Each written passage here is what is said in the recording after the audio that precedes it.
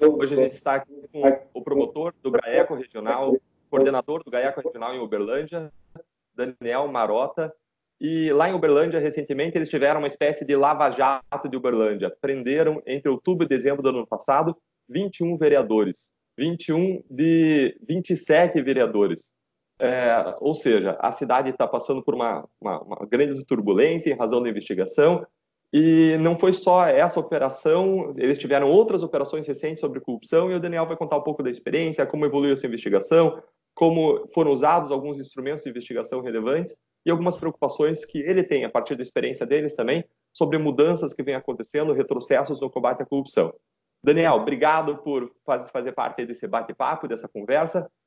Conta um pouco para a gente, o que aconteceu aí em Uberlândia? Bom dia, Deltan, é um prazer e uma honra participar aqui desse bate-papo para a gente poder trocar ideias, né, sobre o nosso trabalho e o combate à corrupção. Dentro das investigações aqui do nosso grupo, do GAECO, nós tínhamos uma investigação que apurava desvios na execução de contratos de transporte de alunos. Era uma investigação grande, né, um esquema que teria durado muito tempo, né, com uma soma relevante de recursos desviados. E dentro dessa apuração, nós chegamos, por meio do uso de um acordo de colaboração premiado, a uma situação em que teria ocorrido uma obstrução, um crime de obstrução de justiça, em que pessoas que teriam conhecimento desse esquema teriam sido vítimas de assédio e até de ameaças, né, com o objetivo, então, de travar essas apurações. E, de fato, essas apurações elas estavam num ritmo mais lento do que a gente desejava, até em razão da dificuldade da coleta de provas, e com esse acordo nós então detectamos que uma dessas dificuldades residia exatamente nessas ameaças e nesse assédio sofrido por essas testemunhas que tinham conhecimento dos fatos. Conseguimos então, quebrando esse obstáculo, né, com o uso do acordo, deflagrar uma primeira operação cujo objetivo era exatamente apurar esses desvios. E nós notamos, né, durante as apurações, que o modus operandi utilizado por aquelas pessoas era a criação de inúmeras empresas, né, em nome, muitas vezes, de laranjas, e para que essas empresas, então, recebessem esses valores desviados, como se estivessem fazendo alguma prestação de serviço, né, como se houvesse um lastro que possibilitasse aquele pagamento. Dentro dessa situação, né, alguns vereadores estavam envolvidos diretamente com a questão do transporte escolar. Mas uma dessas empresas, desse grupo econômico, ela era uma gráfica. E então nós detectamos pagamentos milionários a essa gráfica. E em pesquisas, né, com a documentação junto à Receita, nós detectamos que essa gráfica nunca havia comprado uma folha de papel. Ela nunca tinha comprado, na história de existência dela, qualquer insumo gráfico. Mas tinha notas de saída nesses valores, então, astronômicos que eu te disse. Então, nós acabamos baixando a lupa para verificar o que é essa gráfica, quem são os donos dessa gráfica, o que é feito com essa gráfica. E aí nós conseguimos verificar o quê? Que, além desta gráfica, muitas outras eram utilizadas pelos integrantes aqui do Poder Legislativo Municipal. Aqui havia previsão legal, né, de um pagamento de uma verba indenizatória de R$10 mil para cada vereador a cada mês, sem a necessidade de licitação para o gasto desses valores, e que 65% disso podia ser gasto com verba, com material gráfico. Então, nós detectamos que inúmeras gráficas emitiam mensalmente para os mesmos vereadores notas fiscais no mesmo valor, ou seja, no valor teto daquilo que podia ser gasto, e com a mesma descrição de material. Nós chegamos, né, a situação ela é tão, sensação de impunidade contra a qual nós lutamos, é tão grande que alguns vereadores emitiram nos últimos 4 anos informativos suficientes para se entregar 4 unidades para cada eleitor de Uberlândia, né, sendo que eu, pelo menos, que já moro aqui há quase 20 anos, nunca tinha recebido nenhum desses informativos, assim como a maioria das pessoas com quem a gente conversa. Ou seja, eles imprimiram um número de informativos maior do que o número de habitantes da própria cidade. Bem maior, bem maior. Só deixa eu entender um pouquinho do histórico. Vocês começaram, então, investigando desvios no sistema de transporte, sistema público de transporte. Eu acho que li algo que vocês estavam investigando um período de mais de 10 anos, em que existiria um esquema no sistema de transporte. A partir daí, vocês descobriram empresas que emitiam notas frias, ou seja, que estavam prestando serviços que não existiam, simplesmente. Dentre essas empresas, uma gráfica, e colocaram uma lupa na gráfica. E aí descobriram que tinha uma série de vereadores que estavam fazendo pagamentos para a gráfica, mas essa gráfica nem comprava material para imprimir os folhetos, né? Para imprimir os materiais. Ou seja, os vereadores davam dinheiro para a gráfica sem nenhum serviço em troca, provavelmente para receber o dinheiro de volta. É isso? Sim. Não havia prestação de serviços, até porque a maior parte das gráficas ou não comprava insumos, ou algumas gráficas existiam, não eram empresas totalmente fachadas, mas não compravam aquela espécie de material ou em quantidade suficiente para atender aquilo que estava descrito na nota. Isso, e era dinheiro da Câmara de Vereadores, né? Dinheiro público, então ia e voltava para as mãos deles, para eles desviavam o dinheiro assim, né? Sim, como o próprio processo administrativo para obtenção do reembolso, ele também era viciado. Por quê? O sujeito apresentava a nota fiscal, essa nota fiscal estava quitada, e então a Câmara pagava o valor daquela nota fiscal com um cheque nominal ao vereador. E o vereador simplesmente, 90% dos vereadores, sacavam esse dinheiro na boca do caixa. E nós chegamos aqui a situações de fato hilárias, né? Em declarações, de perguntar à pessoa, mas por que você sacou o cheque na boca do caixa e levou o dinheiro até o estabelecimento para fazer o pagamento, ao invés de endossar o cheque e entregar diretamente na gráfica? E nós tivemos, por exemplo, uma resposta em que a pessoa falou assim, que é mais seguro sacar R$ 6.500 no banco e levar em dinheiro até o comércio. Quando a gente sabe que, obviamente, isso traz insegurança, né? Hoje todos nós evitamos andar com altas quantias de dinheiro. Há uma série de meios bancários de se fazer pagamentos seguros, né? TED, depósito de cheque. E era um esquema que, pelo que nós notamos, vem de mais de 3 ou 4 legislaturas, com a grande maioria dos vereadores fazendo uso integral da verba mensalmente. Então, essa empresa aí, você tinha comentado comigo em outra conversa que só em 2015 chegou a receber 3 milhões de reais sem prestar serviço, é isso? Sem prestar serviços. Isso já na utilização também do esquema do desvio, né, das vans. Porque o esquema das vans, as planilhas eram fraudadas. A cooperativa recebia as planilhas dos motoristas, a própria cooperativa refazia essas planilhas praticamente dobrando as distâncias percorridas pelos motoristas, recebia da prefeitura o valor total, repassava ao motorista só aquilo que efetivamente ele tinha rodado e se apoderava do restante. E como que eles distribuíam, vamos colocar entre aspas, esses lucros? Utilizando-se dessas empresas do grupo econômico, uma delas essa gráfica que chegou a receber esses 3 milhões em 2015.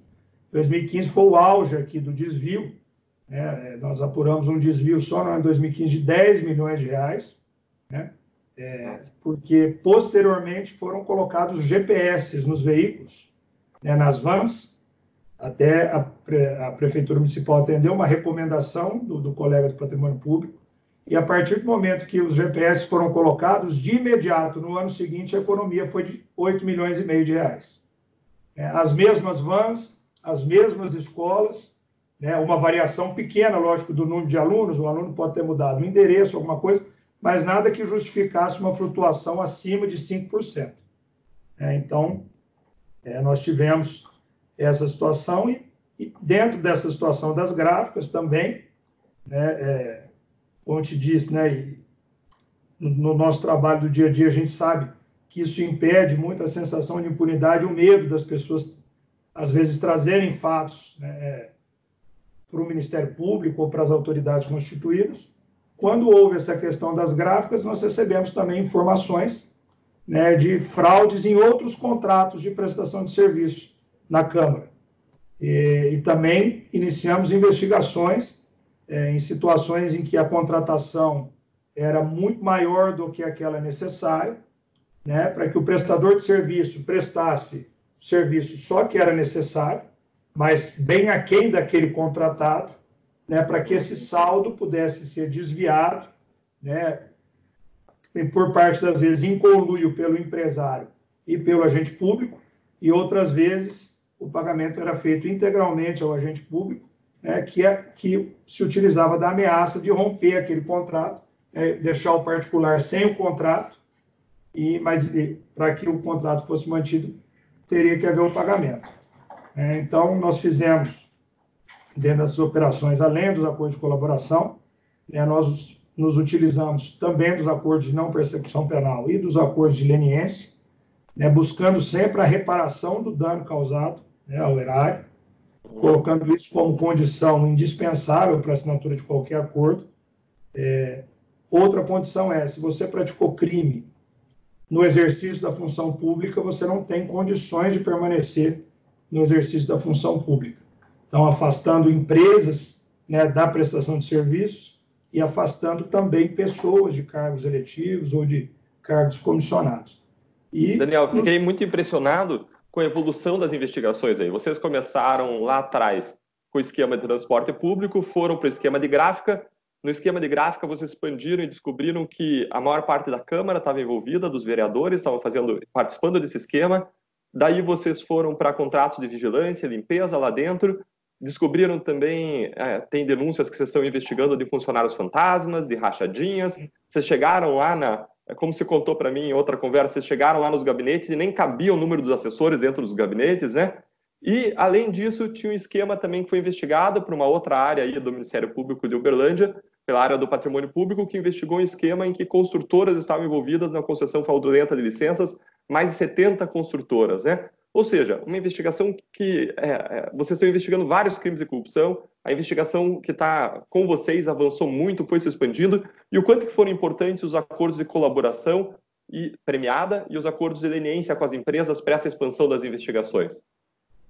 Foram essenciais, doutor. Sem o instrumento do acordo de colaboração premiada, eu acredito que a gente não teria, tenho certeza que não teríamos evoluído como evoluímos, mas eu chego a ter até dúvidas se a gente conseguiria, em alguns desses esquemas que foram investigados, se a gente conseguiria romper, essa situação para, de fato, apurar.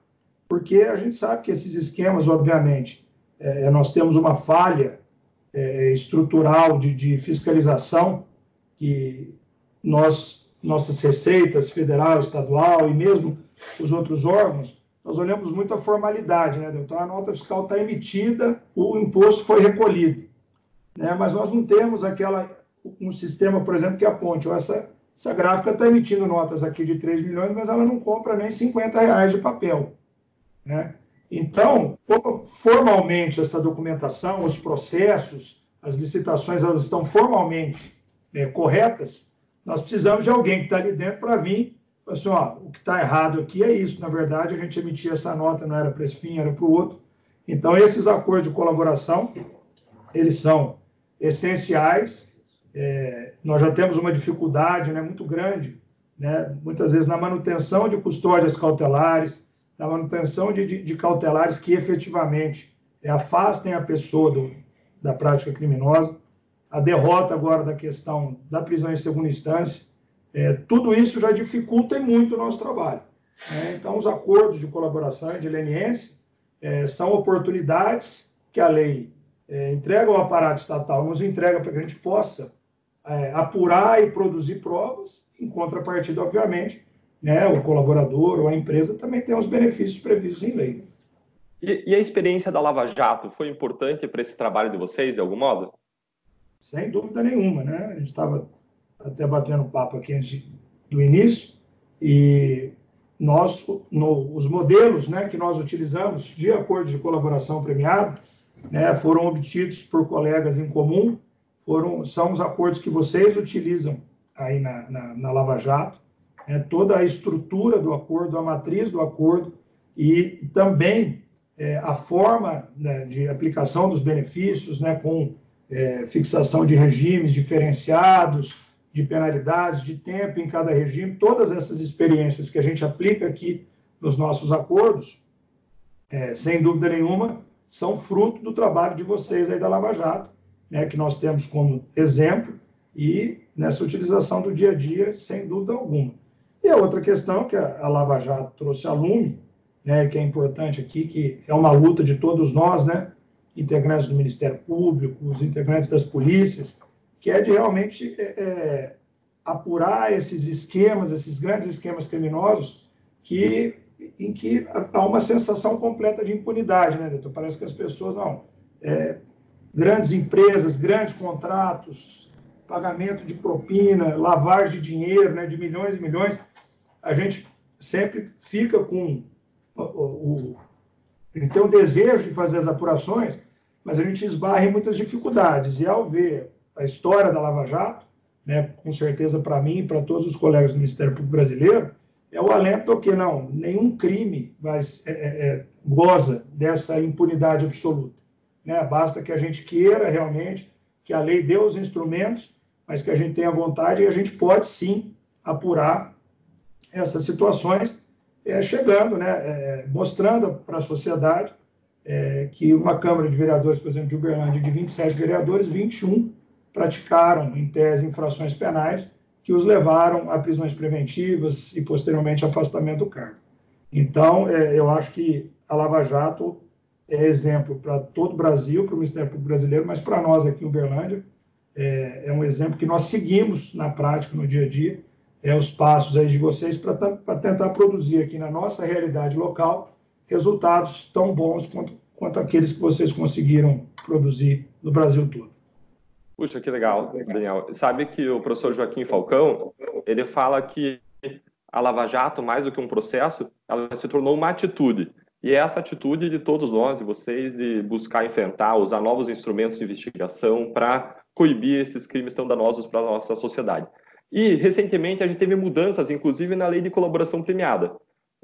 Algumas regras que o Congresso inseriu no pacote anticrime que não estavam lá, mas que foram inseridas, proibiram, por exemplo, amarraram a negociação dos acordos, proibindo a negociação de regimes diferentes de pena, e ainda determinaram a gravação inteira das negociações. Como que vocês, que têm usado esses instrumentos tão importantes de investigação, que são a colaboração premiada, a acordo de leniência, como que vocês viram essas mudanças aí?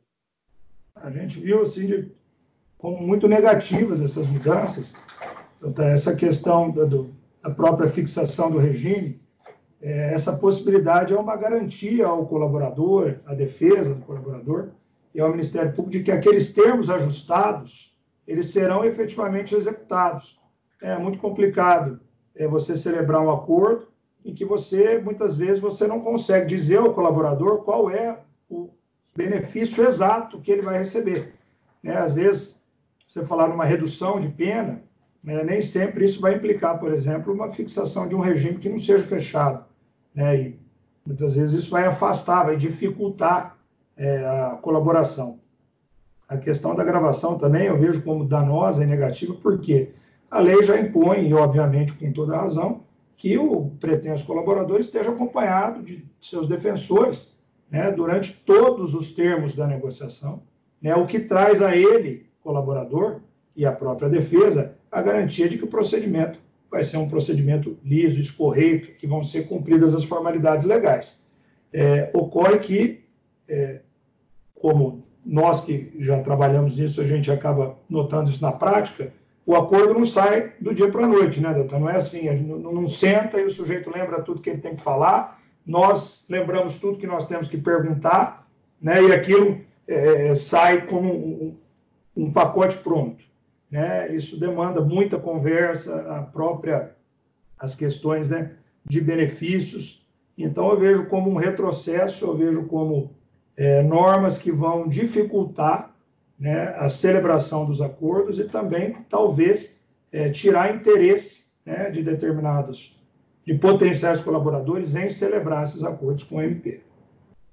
Assim, e você vê, então, esse momento com um momento de retrocessos na luta contra a corrupção?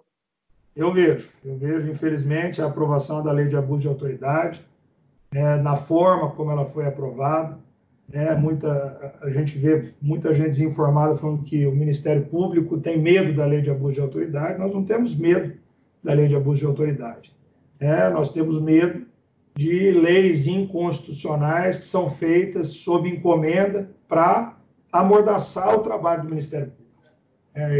Eu acredito que nós tivemos, em 2019, esses 3 grandes retrocessos, na minha opinião: a lei de abuso de autoridade, o pacote anticrime como foi aprovado, mas principalmente a impossibilidade de cumprimento de pena após a decisão de segunda instância, que a gente sabe que os recursos nos tribunais superiores, eles demoram muito tempo para serem julgados, há uma repetição infindável de recursos, e, em resumo, nós temos uma dificuldade enorme em se chegar na execução concreta da pena. Então, eu acho que o momento de retrocesso no arcabouço legislativo, de decisões judiciais, há um retrocesso, mas que nós vamos ter que nos adequar a ele e adequar o nosso trabalho para que a gente possa tentar continuar colhendo esses frutos que são tão importantes para a sociedade. Nós vivemos num país em que, na cidade de Uberlândia, vou usar como exemplo, que nós estamos aqui tratando da nossa cidade, nós temos aqui um decreto de calamidade financeira, assinado pelo prefeito desde o dia que ele assumiu a prefeitura nessa última gestão, em razão da falta de recursos para pagar fornecedores e uma série de questões, medicamentos. Ali no prédio ao lado nós estamos vendo mensalmente, na Câmara Municipal, mensalmente ser dilapidado o patrimônio público.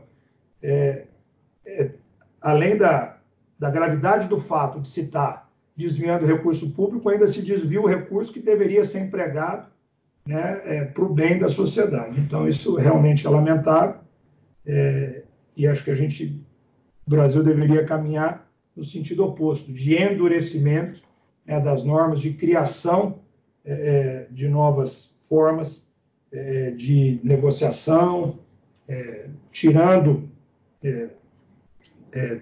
dando às partes o poder realmente de negociação, tirando um pouquinho do poder judiciário mais como um ator para verificar a formalidade, a legalidade, mas nós vamos nos adequando e vamos tentando trabalhar com o que a gente tem. Sabe, 2 coisas que me chamaram a atenção olhando essa investigação de vocês. A primeira é que ela revelou aquilo que nós sabemos, que o problema da corrupção não é um problema de um partido, é um problema que é do sistema político, dos incentivos que existem no sistema político.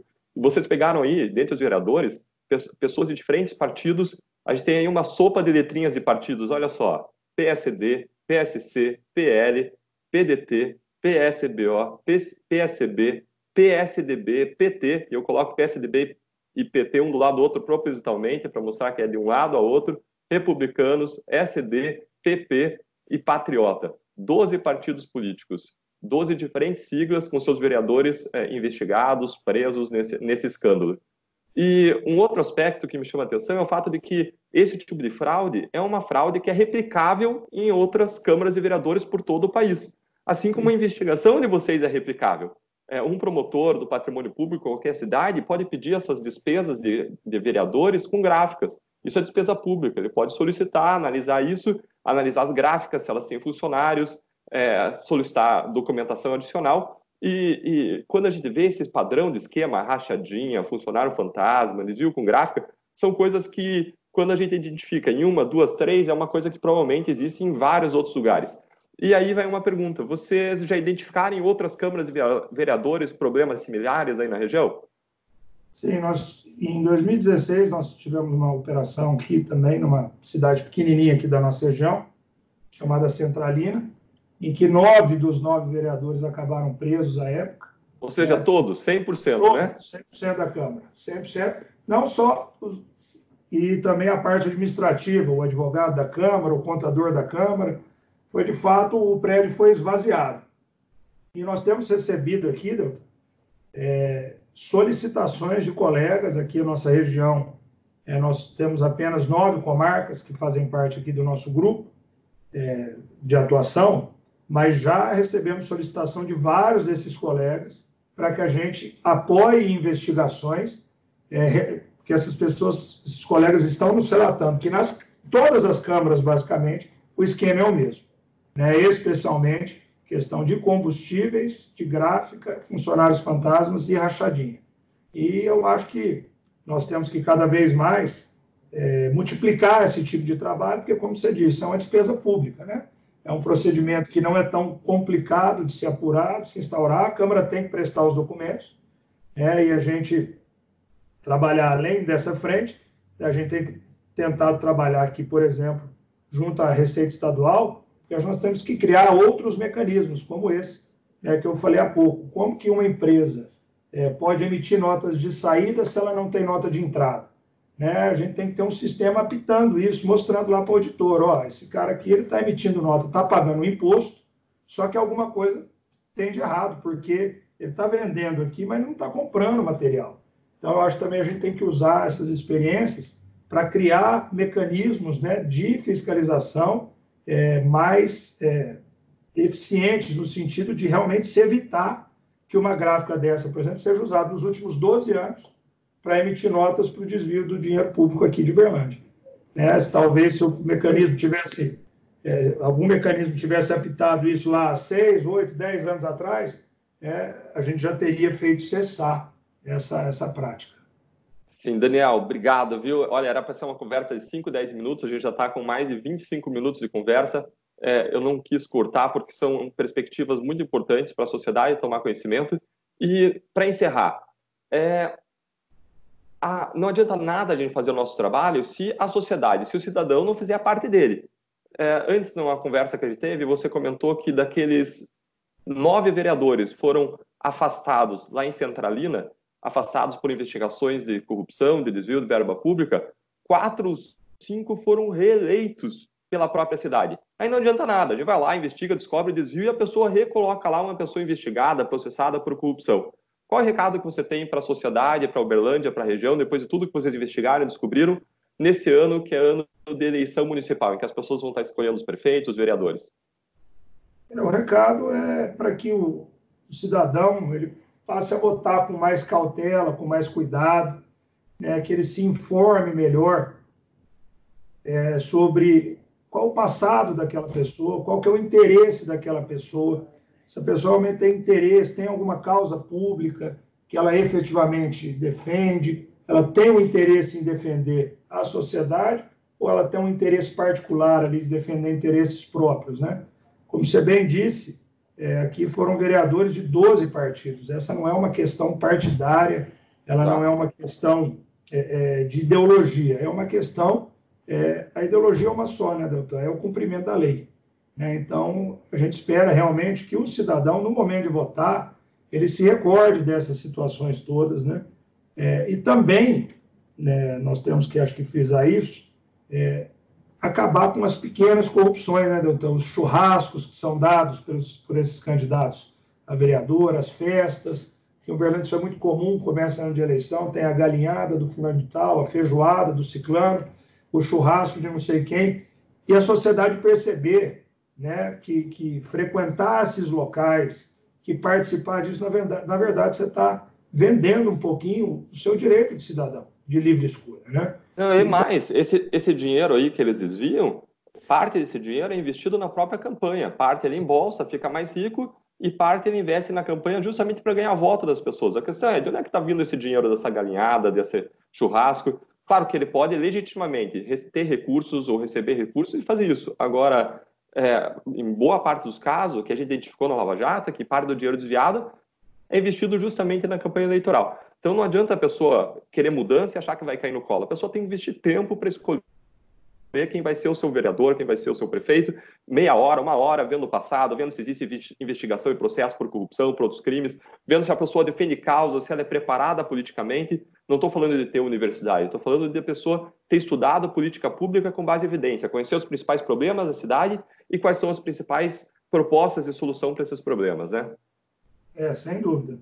Concordo com você, e eu acho que o histórico das pessoas dizem tudo, né? Acho que a pessoa tem que ir a fundo, realmente, olhar um pouquinho, procurar saber exatamente se essa pessoa já foi acusada de corrupção, ela tem processos, investigações por corrupção, porque a depuração ela vai ser feita realmente quando nós votarmos melhor, né? Quando a gente realmente eleger representantes que, como você disse, tem que estar preparados para fazer política pública, né, para defender o direito do cidadão.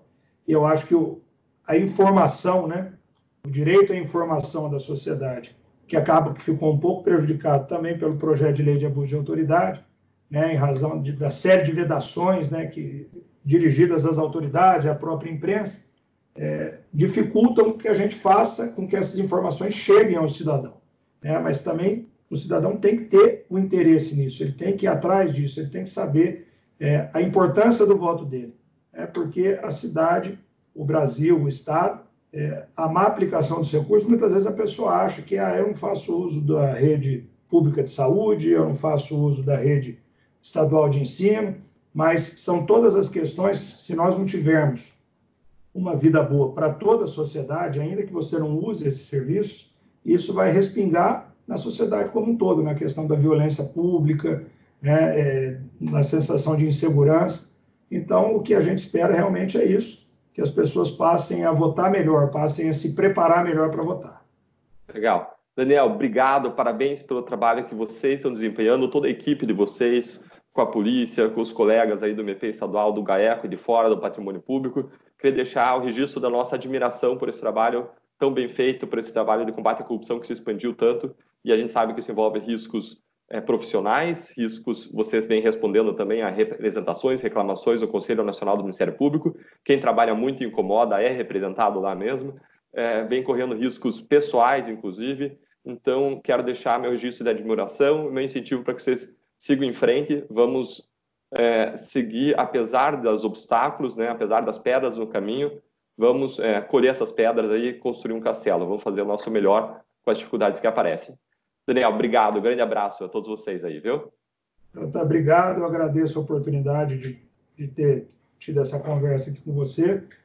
Saiba que você e todos os nossos colegas aí da Lava Jato são exemplo, né, para a sociedade, para o Ministério Público brasileiro, não é diferente aqui com a gente. Muita admiração por todos vocês, pelo trabalho que vocês desenvolveram, e nós estamos aqui à disposição para seguir juntos aí nesse trabalho.